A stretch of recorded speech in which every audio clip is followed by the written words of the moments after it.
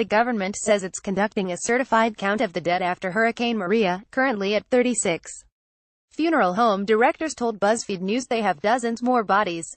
Posted on October 8, 2017, 2357 GMT Jayuya, Puerto Rico. The Puerto Rican government's official tally of people who died as a result of Hurricane Maria appears to be widely undercounted.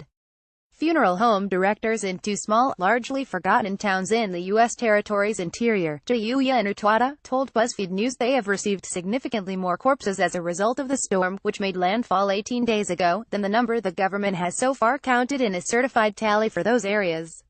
4 funeral homes in San Juan said they have dozens of bodies, but 2 said they don't think the deaths are storm-related. The death toll took on increased symbolism last week when President Trump visited the island during a photo-op tour to claim the recovery was fantastic.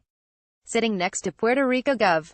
Ricardo Rossello, Trump gloated that the death toll was low when compared to Hurricane Katrina 12 years before, 16 people versus in the thousands. Hours later, Rossello increased the number of dead to 34. It's now at 36. And there are reports it's up to 39. The actual death toll has also become a major point of speculation on social media. And elected officials and people are saying people have buried storm victims on their own without the government knowing. The Center for Investigative Journalism reports hospital morgues are at capacity. There could be many explanations. Rossello has said the lack of power, about 95% of the U.S. territory, whose residents are U.S. citizens, remain without electricity, is hampering communication with the local authorities. It could also be that local medical and funeral home officials and residents, still wading through the storm's aftermath, are burying the dead without being approached by the state government or without notifying the state government themselves.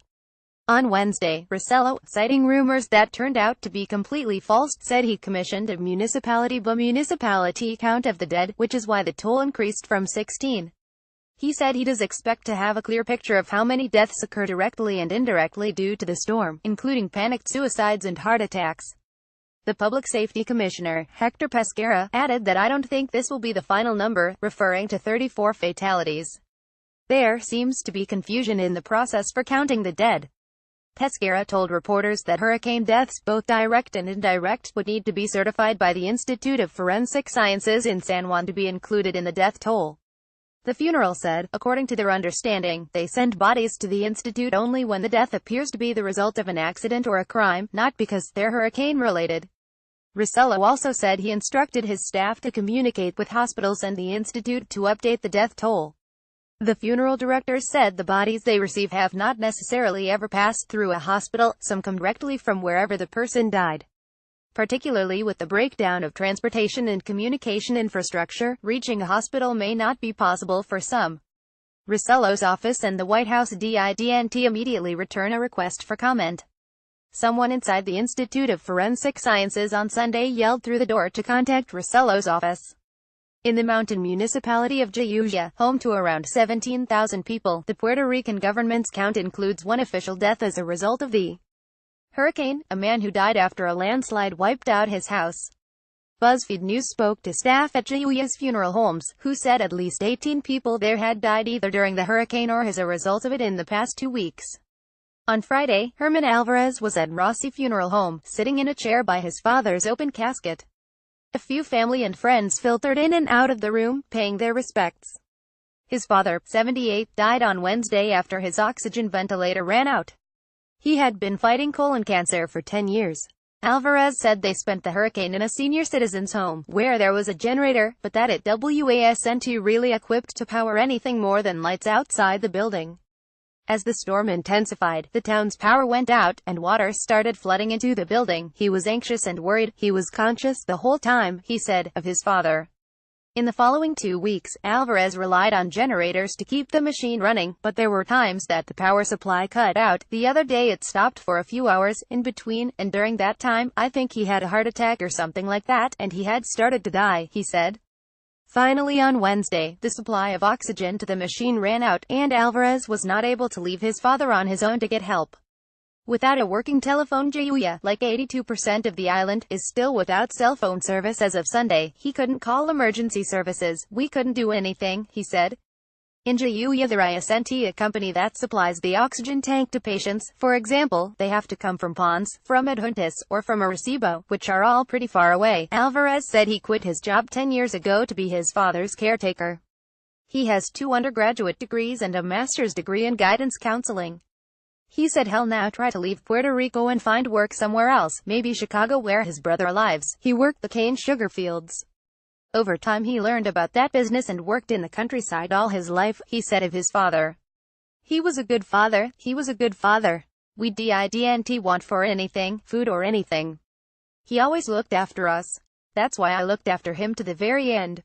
The administrator at Rossi Funeral Home, Freddie Rivera, told BuzzFeed News they had received 6 bodies of people who died since the hurricane because they lacked electricity, water, or supplies like oxygen. 3 to 4 of them were in the hospital in nearby Ponce, where they didn't have light, water, or oxygen, and that affected them, Rivera said.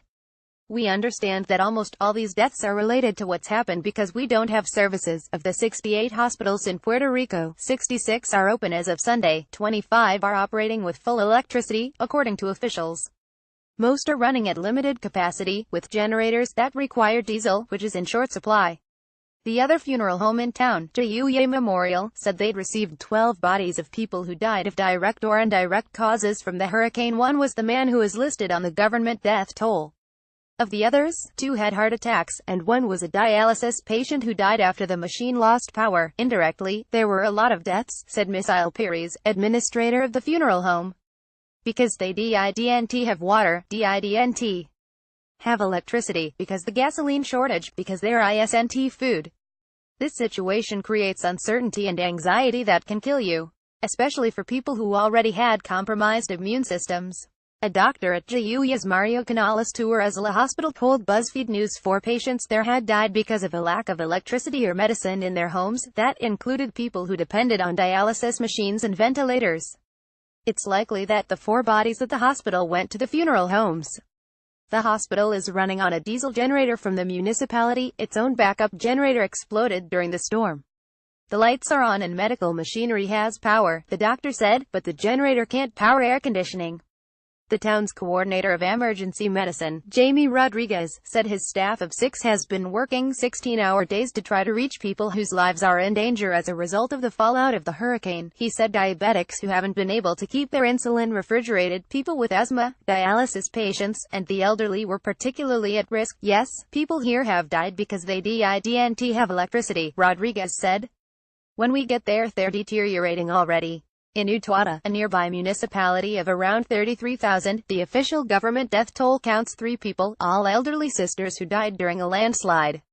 The town's streets are still full of mud and rubble, many homes and buildings are damaged. Funeral directors there told BuzzFeed News they'd received 25 bodies of people who have died during the hurricane or afterward of related causes. The sisters are among those 25. Hospital officials wouldn't give numbers to BuzzFeed News. The Utuado Memorial Funeral Home also received the bodies of a person who died of pneumonia, 3 who died of septicemia, an infection of the bloodstream, and 14 people who died of heart attacks during or after the storm. They also received the 3 sisters the government counted. The septicemia could have been because of the storm, their wasn't air conditioning, and with the infection it can get bad, said Olga Serreta, president of the funeral home. The 14 people who died of heart attacks, she said, they would have had heart conditions and then the hurricane worsened their condition. The other funeral home in town that's open after the storm, Rossi Funeral Home Utuado, received 4 bodies of people who had died of heart attacks, with one man. His family said there was a loud thunderclap that startled him and he had a heart attack, said Riz Rivera, who works at Rossi in Utuado. BuzzFeed News also visited 4 funeral homes in San Juan, where many cases were people who died of heart attacks after the storm.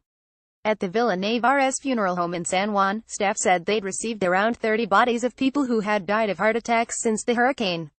Another 4 or 5 who were older people who died in shelters due to asthma, cancer, and diabetes, they said. At another, Buxita, staff said they'd received about 55 bodies since the hurricane, including people who had heart attacks, septicemia, and some who had died of cancer. They said they could not provide the exact breakdown of those numbers. At Arat Funeral Home, staff said they have received around 40 bodies since the hurricane, mostly people who were already sick and in hospitals before it hit, they said, adding they did not think the deaths were related to the hurricane. And another funeral home, Marin, said they've been at capacity since the hurricane, but that They didn't think any of those cases were directly or indirectly related to the hurricane.